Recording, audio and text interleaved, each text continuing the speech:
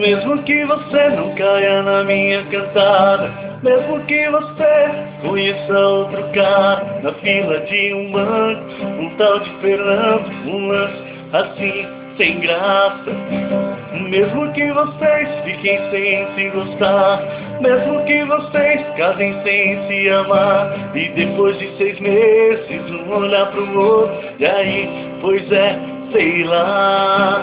Mesmo que você suporte esse casamento por causa dos filhos, por muito tempo, 10, 20, 30 anos, até se assustar com os seus cabelos brancos. Um dia vai sentar numa cadeira de balanço, vai lembrar do tempo que tinha 20 anos, vai lembrar de mim e se perguntar aonde esse cara deve estar.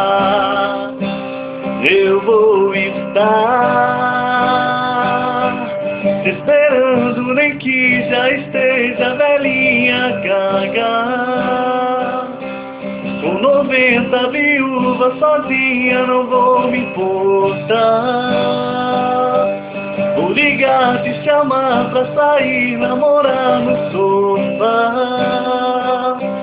Nem que seja além dessa vida, eu vou estar.